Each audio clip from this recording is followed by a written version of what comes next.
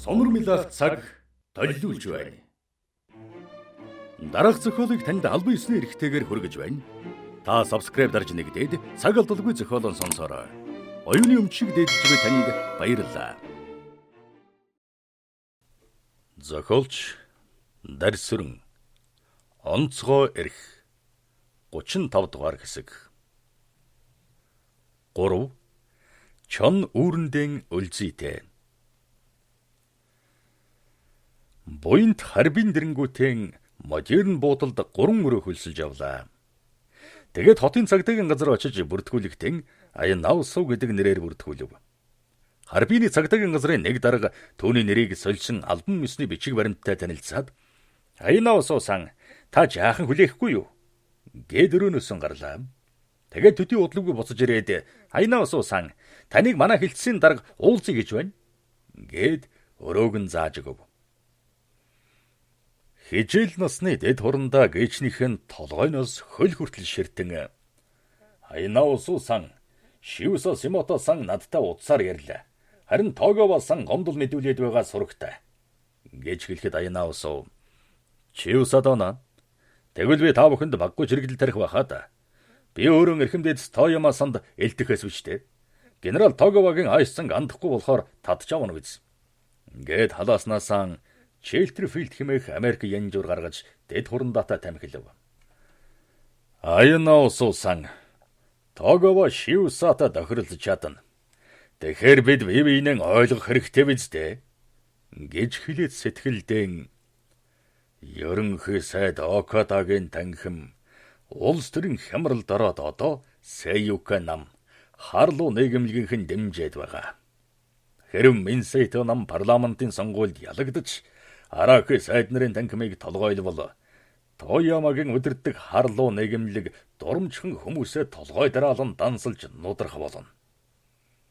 Аянаусуу гэдэг зохиомол нэртэй энэ илүүдийг ирээдүйд Монголын ажиллагаанд оролцуулбал Тоёма үүнийг Дойхара Тозио хоёрын нэгэнд шилжүүлнэ. Тиймээс энэ золигтой үг хэлээр ширгөөсөлдөөж яах вэ гэж бодов. Шивсадона таны санал надад аятайхан санагдж байна. Харин надад ялгүй нэг хүсэлт бий. Оросын дөрвөстийн товчооныхонд танилцъя гэж бодож байгаа юм. Тэд Европ ховц сан хийдэг хүүхнүүдийг андахгүй үстэй. Энэ явдал таныг туславал ачийг чинь мартахгүй хариулж чадна. Надад сайн аялчид хялбархаа олдохгүй. Тэгэхээр Оросын товчоогоор дамжуулж аялчин олбол зүгээр байх. Аянаусуу сан тэр талаар тохирч боллгүй яахав. Харин тань зөвлөхөд Харбинд Ари нарын ховц захиалгын газар байгуулснаас харин Ямато нарын ховц захиалгын газар байгуулвал илүү хожоонтой шүү. Их наран улсын арим зүүн өмөрд Хятадд шин дэглэм тогтоосон ч гэсэн энтхийн сурвалжид хүн амын ихэнхийг Ари нар эзэлдэг. Тэгэхээр олонний аяыг дагах нь 8 ачийн хүнд ашигтай байдаг юм. Харин Ямато үндэстэнгүүд Манжуур зүүн өмөрд Хятадд ирж сууршвал өөр хэрэг. Хөрсийн бордоогүй газар ургац муутай байдаг шүү дээ. Аянаусуу та ирээдүгэн бодох хэрэгтэй. Засгийн газрын төлөвлөсөн ёсоор бол ойрын ирээдүйд Манжуурын нутагт Японы 40 мянган хүн ирж эзэмшил газартай болох бөгөөд нэг Япон өрхөд олох эзэмшил газрыг бид 4 газраар төлөвлөж байгаа. Ёр цаашдаа энэ 5 жилд 1 сая Япон хүмүүс зүүн өмөрд Хятадд ирж амьдрах ёстой. Ингэхээр та Яматогийн үр ач нарын ховцны сонгомол загварыг одоогоос бэлдэж байх хэрэгтэй. Гэхэд Аянаусуу сэтгэлдээ энэ хөгшин армийн нууцын нэг болох хүн амын шилжилтийн талаар ёстой гэнэгүй амалдва. Япончууд өөрийнхөө иргэдийг Манжуур зүүн өмөрд Хятадд авчирч үржин шинтэй газрын булааж аваад нутгийн ард түмнийг хөөх юм гэсэн үнэн байх нь гэж бодлоо. Би юуны өмнө тэнхрэх хэрэгтэй. Тэгээд ирээдүйн хувьд гэвэл таны энэ сайхан сонлыг мөрдлөг болголгүй яах вэ? Харин таныг болгоовол бүгдээрээ модерн зоогийн газар цуглаж ярилцвал ямар вэ? Тэгэд гейшэ нарыг урьж болно. Гэхэд дэд хурандаа тэгээл дээ. Би дуртай байна гэлээ. Буянт гэдэг нэрийг Аянаусуу гэдэг нэрээр сольсон гунгаа төвийн төлөвлөсөн ёсоор Гавантуны армийн тагнуулын газрын анхны сорилтыг давж Харбин нэрээд хэд онцны дараа модерн буудлын 2 дугаар давхарт тусгай өрөө бэлдүүлж Харбины нөлөөтэй хүмүүсийг цагдаагийн газрын нэгэн хэсгийн дараагаар өрөөлөв. Чингэд сарын дараа хуучин хувцас сэлбэн засах захиалгын газар нээж Харбины цаг дөрвөстийн дуу хоолой сонинд зарлал бичлээ. Юки орон хоолны дараа их өрөөнд орж усан оргилуурын дэргэд сууж таав загснуудыг хооллож байхдаа Харбины цаг сонины сүүлийн хуудаснаа бичсэн зарлалуудыг гарчиглана. Харин Тозия өөрийнхөө өрөөнөөс гарч ирээд өрөөний нэг ханны ширээн дээр байгаа утсаар ярина. Дой харасан умард хятадд байгаа Японы армийн удирдагч Умэзү, Коминданы армийн жанжин штабын дарга Хэ Инчишин хоёрын хийж байгаа хэлэлцээ ирээдүйтэй байна. Ямар ч байсан Хэбэ мужийн талаар зөрөлдөөнгүйгээр манай чилжүүлж өгөх нь болол та. Тиймээс 5 мужийн тэргүү нарын зөвлөгөөнийг хийлгэж Хэбэ цахрын улс төрийн зөвлөлийг байгуулах асуудлыг бэлэн болгох нь чухал. Би өвөр Монголын өртөнд засах тохинох эрхийн асуудлаар нэлээдэн бодож байгаа. Ер нь төрийн тэргүүнээр Дэванг томилж генерал Ли Шаосиныг цэргийн командлагч болгох нь зүйтэй байх. Халахын сүмийн асуудлаар гарсан шууганы дагуу Монголын тал манай саналыг зөвшөөрөхгүй болохоор хэлийн мөргөлдөөнийг дамжруулах арга зам хайх хэрэгтэй. Нөгөө талаар танайхны бэлдэж байгаа тагнуулын сургуульд Монголын гүнд явуулах хүмүүсийг сонгон суралцуулах явдлыг төрөгдөх хэрэгтэй. Харин сая Монголын хэлийнхэнд баригдсан хүмүүсийг эргүүлэн авч болохгүй. Харин түүний оронд тэдгэр хүмүүсийг айрмаас бэлдэж явуулаагүй бөгөөд Монголын хуулийн дагуу арга хэмжээ авах ёстой гэж тулгах нь зүйтэй. Тэгвэл тэднийг өөрсдийн дур зоргоор хэл нэвтэрсэн гэдэг шалтгаан гаргах хэрэгтэй. Танай улс шинжилгээ гэдэг ажиллагаанд орсон өнөөдөслөгч Ясихато манай ажиллагааг баллах шахсан шүү. Төвнийг эрэлгийн элчид тушаагаад өнөө бараг залууг суллуулж халах голын цав газрын зургал хийх ажилд газарчингаар оролцуулах ашигтай биз. Бид ямар ч байсан байр зүйн зургийн мэдээ баримт цуглуулах ёстой гэдгийг мартаж болохгүй. Тозия дой хараатай ажил төрлөөн ярилцаж дуусаад Юкигийн дэргэд ирж усан оргилуурын доторд хөөрөмжилсөн цахилгаан гэрэлд шумбан сагсгар цацган сүүл сэлүүрэн уран хөдөлгөөн гарган сэлж байгаа загсыг ажиглан цагаан гантхэн хашилгын дагуу тавьсан бонсай навчийг цэвэрлэж суун. Чухам энхэн үед хажуугийн өрөөнөөс орж ирсэн сувда тавиур тавьсан цайны хэрэгсэл хятад ногоон цайны хандтай гүц аяга тэргүүтнийг явган ширээн дээр тавиад өрөөнөөс гарлаа. Тозия хоолны дараа хятад ногоон цай уудаг заншлаар цайгаан аяглаад тагийн тавингууд Улаан Орос зүүн умард хятадын нутагт байдаг дорно төмөр замыг бүх хөрөнгөтэй 170 сая йенээр худалдаалахаар шийдсэн байна.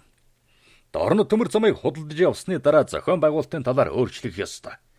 Тэгэхээр нь хувь нийлүүлж шинэ нийгэмлэг байгуулах явдалд чи хөрөнгө тусламж ямар вэ гэж аятайхан асуулаа. Би өөрийн бодож байгаа. Хайлаар Харбины төмөр замыг хөргөх асуудал, хайлаар Ганжур сумын хооронд төмөр зам тавих ажиллагаанд оролцож хувь нийлүүлвэл надад ашигтай. Нөгөө талаар халуун аршаан, Ирши, хан ширээгийн төмөр замыг ашиглалтанд өгөх гээд байгаа шүү дээ. Гэж хэлэхэд Тозия сэтгэлдэн энэ ч зөв замаараа явж байна. Тиймээс энэ саналаасаа говьж дайвахгүй хэрэг гэж бодоод Юкигийн саналыг дэмжсэн царайгаар тэр нь ч тэр байхаа гэж зөвшөөрлөө. Үнэндээ дорно төмөр замын нийгэмлэгийг байгуулбал түүнд хөрөнгө нийлүүлж хоршуулах санаа өгч алдны тухай сэжим гаргах гэсэн Тозиягийн энэ удаагийн бодол талаар өнгөрлөө. Ер нь ойрын үед Харбины Оросын дөрвөстийн товчооныхонтой уулзаж тентхийн төмөр замд ажиллаж байсан орсуудтай уулзах санаатай. Тэгээд Иван Степановичтай уулзаж ярмаар юм байна. Гэхэд Тозия Юкигийн царайг ширтсээр ойрдон Сафроновын хүүг ирээд байдаг болж дээ. Өдий хүртэл ганц бие зожиг өссөн эхэмсэг зан арын шинтэй хүн эрчүүдэд дурламааргүйсэн. Яагаад Сафроновын хүүг өгүүлээд байдаг болчихов? Эсвэл Харбины төмөр замын хуучин захиргаанд ажиллаж байсан төмөр замын инженер зураг төслийнхөнтэй танилцах гээд байгаа юм болов уу? Гэж бодоод Юки минь тэр чин чухал хэргийн нэг. Эрхон армийнхан сайд нарын танхимыг толгойлж чадвал үйлдвэрийн эзэдийг өөртөө татаж Монголын талаар онцгой ажиллагааны төлөвлөгөө зохионо. Тиймээс одооноос эхэлж Монголын халахын сүмээс Тамсаг, Маттаас Ягүүзрийн хэд, тэндээсээ солин хээрийн чиглэлд газар зүйн судалгаа хийх гэж байгаа юм. Энэ явдалтай уялдуулж Панчен тагнуулын онгоцны буудлыг байгуулах билээ. Гэтэл хаалган дахь Америкийнхан манай ажиллагаанд саад хийж цуурхал тараагаад байна. Гэхдээ энэс айх юмгүй. Аава, эн чинь тэгээд өнөө Оцу гэдэг төлөвлөгөөний зохицуулт уу? Эсвэл биеийн даасан ажиллагаа юм уу? Юу гэмэн. Энэ бол Сэй буюу баруун гэсэн биеийн даасан тусгай ажиллагааг боловсруулад байгаатай холбоотой юм. Өөрөөр хэлбэл Синзингээс баруун дэш халах гол руу чиглүүлсэн ажиллагаа юм. Аава, та надтай хамт харьбий явах уу? Хоёулаа бол Оросын дөрвөсний товчооныхонтой ярилцахад дэмтэн штэ. Юг охин минь. Оросын товчооныхонд хэдий юм өхийг бодоорой. Оросын дөрвөсний товчоо өнөө шинэ фашист толгойн дэргэд тусгай хүмүүсийг бэлтгэх төр сургууль байгуулах ёстой. Гэтэл хөрөнгөгүйдэд байгаа бололтой. Хэдий юм чулуучгүй цаадуулч нь өөрснөө гүйгээл чиний хэргийг бүтээчих. Харин би чамтай хамт явж чадахгүй. Доёроо бид хоёр сонид хошуугаар орох ёстой. Гэд бонсын дэрэгдээс босож өрөөрөөгөө явлаа. Юки өөрийнхөө өрөөнд орж ирээд тэмдэглэлийнхэн дэвтрийг нууцын шүүгэнээс гаргаад энэ өдрийнхөө онцлог зүйлийг тэмдэглэв. Сэцэн хан аймгийн Хурцвангийн хошууны ойдов даржаалан хийдийн дархан цоржлам daa хүрээний янзан хамб нарын илгээнсэн хүн харьбинд иржээ. Би тэдэнтэй уулзах санаатай. Тозиягийн төлөөний хүмүүс үлзийд хийд, самбэс, байшинтын хийдэр байдаг ажээ. Юки асарсан эцэгтэйг нь чингэж ярилцсанаас хойш 7 хоноод сувлааг дагуулж, харьбин дэх Оросын төвчөөноос зохион байгуулсан цагаачтын уулзалтанд оролцохоор мөгдөнгөөс гарлаа. Тэгээд харьбин дээрээ модерн буудалд буулаа. Игчээ, Оросын төвчөөноос Мичанов гэдэг хүн ирлээ. Гэхэд Юки тэр торх шиг новш нойтон хамуу шиг салахгүй нэ. Чи харьбины салбар банкныхантай уулзаж хадгаламжийнхаа хүүний тооцоо хийгээд нөгөө Европ хувцсны захиалгын газар ороод ир. Цагаачтай уулзалтанд Европ хувцтай очсон дээр гэлээ. Зуны тэргүүн сар өнгөр мөгц, нарны илч нэмэгдэж хүмүүс нэмгэн хувцастай явдаг болжээ. Харьбин хотын барилга Европцсан болохоор гол удамж нь 4-5 давхар байшин олонтой. Барилгуудын такт дээр нэг нас дургамал тарьсан тул хотын гудамж үзэмжтэй болоо. Сувда харьбинд байдаг Америкийн банкны салбартай тооцоо хийгээд хүү мөнгнөөсөн харьбинд хэрэглэх хэдэн юм авлаа.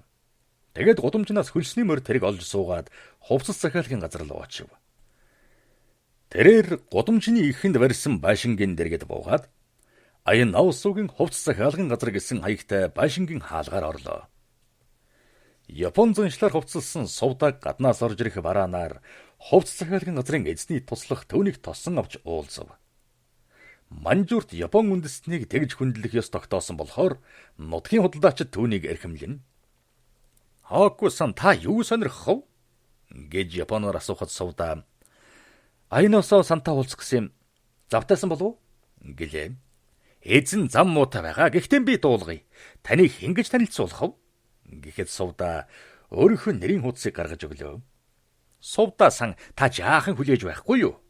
Гэд өнөө залуу хажуугийн хаалгаар валхлаа. Тэгээд удсангүй өндөр нуруутай туран хавитэй цагаан хүний хамт гарч ирэхийг ажваас захиалгын газрын эзэн Аян Наусу мөн бололтой.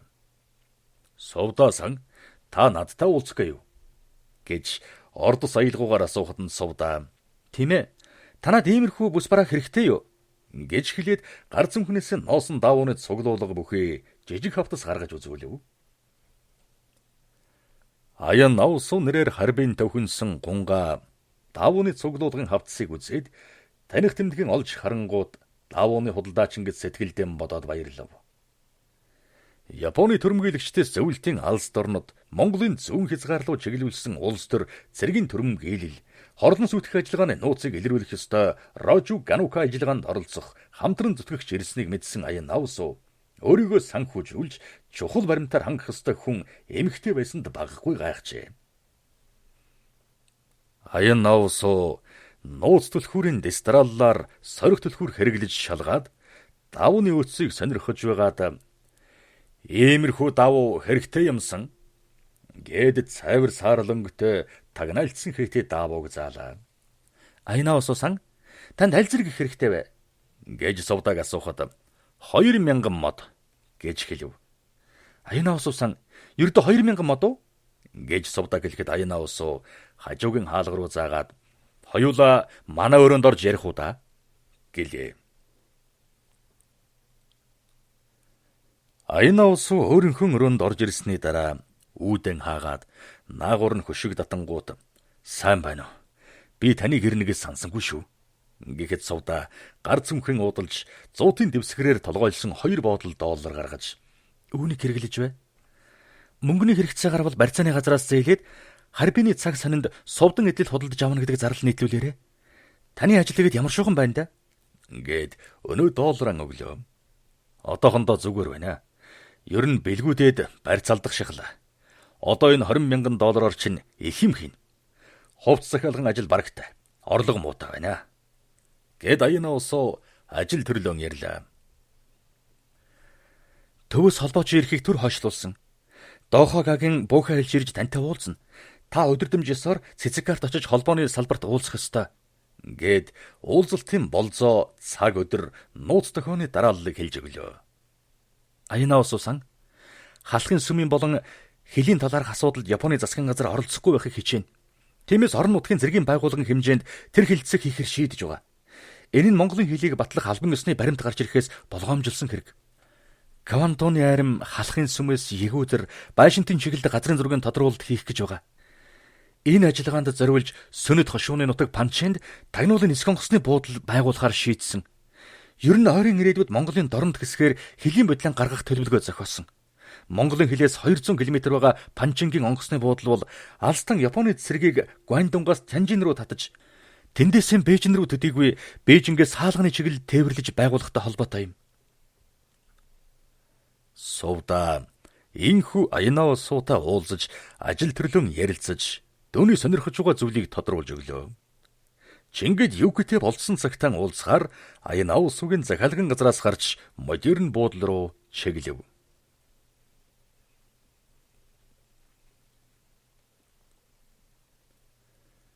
Аравдугаар жарны 10 дугаар он.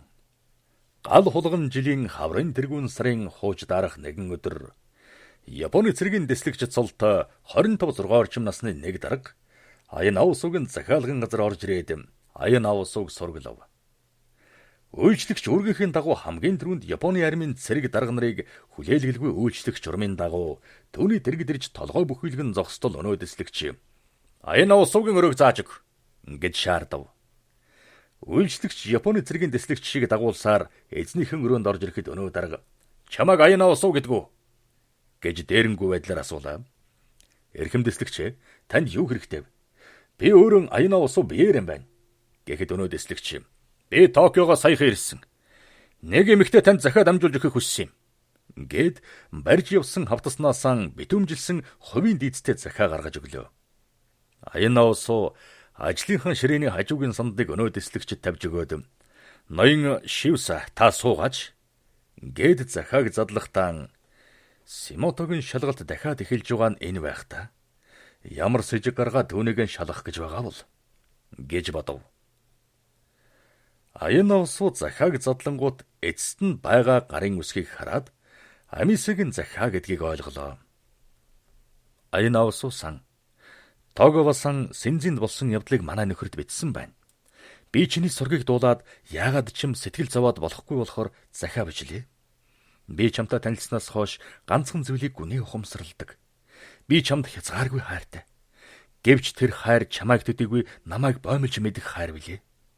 Тогово болон Квантоны армийн тагнуулын газрын ажилтан Симото нар намайг Синзинд хэрэг болгож ирэхийг хүсжээ. Би чамтай уулзахын тулд Синзин рүү очимоор байна. Гэсэн ч би чиний өмнө төм буруутай болохоор царайгч нь яаж харах вүлээ? Би чамтай уулзаж болохгүй. Чиний царайг дахин харвал энэ ертөнцид хоргодох сэтгэл надад төрөхгүй. Тиймээс айж байна. Тийм ээ. Айх сэтгэлийн угт ганцхан хүүхэн зовоож элгийг хатаахгүй хүн болох юмсан гэж ботхоос айж байна. Эмэгтэй хүн сэтгэлийнхэн хамгийн гүн эмзгийг хөндсөн нууц өвдстан захирагдвал эр нөхөр ганц хүүхэн ч мартаж гагцгүй өөрийнхөө чин сэтгэлийн хайрын бодож тэнэглээд нүгэл торвогийн намагт шигддэг юм байна. Үүнийг мэдсээр байж би чамтай очиж уулзна гэдэг бол аюултай. Тиймээс би очихыг хүсэхгүй байх ёстой. Чи үнийг ойлгож байгаа шүү дээ. Би чиний сургийг гаргаж чихэндээ сонсож явахын тулд энэ хөгшөнтэй суусан. Гэтэл миний зовлонг бурхан хөнгөлж өгсөн буй бүр хөндрүүлж эхлэв. Би ганц сэтгэлээрээ зовдөг байсан бол одоо би сэтгэлээрээ тамд очжээ. Ганц бэрээ явсан бол чамтай хамт тамд очиж хойд насандаа жаргал зовлонгоо хуваалцмаар байна. Гэтэл үхэж болохгүй. Чамтай ч уулзаж болохгүй. Чи ойлгож байна уу? Би үхэж болохгүй. Чамд хайртай амисээ чинь төмөн буруутай нүгэлт амисээ. Аяна усууд захааг уншаад хоромхон хугацаанд зөв оновчтой шийд гаргах ёстойгоо ойлголоо. Захааны үг бүрийг ажиглавал сэжигл гэдмээр өөсөв байхгүй аж. Үүнээс үзвэл Симотогийн хүмүүс ийм захаанд мэрэгдсэн гэдэг нь илэрхий. Тиймээс Аяна усыг буянт мөн үү гэдгийг сорих ажлаан үргэлжлүүлэн байгаа нь илэрхий. Харин Амисегийн хайр дурлалыг эргэцүүлбэл тэрээр манжуурт ирэхээсээ татгалзаж байгаа нь Аяна усууд өөр бодол төрүүлнэ. Нөгөө талаар энэ захааг өгчөөлсөн дэслэгчийн нэрийг Хасуу Тойши гэж бичигтэн нэрийн өмнөх галгийг наривчлбал эхний үе нь харь хэлний нэр болох нь илэрхий яагаад Тойши гэдэг нь эрдний Япон хэлний эрдний чулуу гэсэн үгнээс гаралтай байж мэдэх талтай. Чингвэл Хасуу Тойши гэдэг нь хасчуу луу гэсэн монгол нэр бололтой. Аяна усуу Амисегийн захааг уншаад төдийх тоосон шинжгүй байхыг хичээгээд захааг ширээн дээр чулуудангууд эрхэмсэг ноёд надаар тоглоом хийж даажгансаар байгаа юм шивдэ. Эрхүний халуун өвөрт хэвчснэн хайр гэж боддог мөн энэрэнгүй сэтгэлээ гэж дургуйдсан янзтай хэлснэн. Эрхэм шив минь та Токиод очивол тэр хөгшин залуу хоёрт амьд арзааж мэд мэлтиж явна гэж хэлчихээр. Одоохондоо тэднээс гуйх юмгүй. Бурхны ивэлээр овоо явж байна гэж дамжуулж үзээрэй гэж өвөр Монголын ордос аялгуугаар хэлэхдээ тайжуу дотгийнхны аялгууг дагаж хос игшгийг урд игшгээр сольж хэлв. Аяна усуугийн үгэнд дургуйн хурч игдүүдсэн Хасуу Тойши Амисэ таныг чин сэтгэлээсээ хүндэлдэг юм шүү. Тэр чин таны өмнө буруутаач гэсэн хайр сэтгэлтэй буруугүй гэж шазруухан хэллээ. Аяна усуу дэслэгчийн үгийг сонсоод хасчлуу минь хоёулаа манад очиж ярилцъя. Албаны өрөөнд ийм ярих дэмий байдаг юм гэж хэлв. Аяна усуу гэртэн орж ирээд ханын шүгэнээс арх гаргаж гэрийнхэн үйлчлэгч нэгэн бүсгүйг дуудаж хоол бэлтгэхийг тушаагаад эрхэм шив та бид хоёр сайхан танилцлаа. Бид чинь элэг нэгтэй нутгийн хүмүүс шүү. Амисегийн нөхөр таныг ингэж холбоо зөөдгийг мэдвэл та бид нүдэрмхэн зур терминд орсон будаа шиг яачуулна да гэд хундахтай архиан өргөлөө. 35 дугаар хэсэг төгсөв.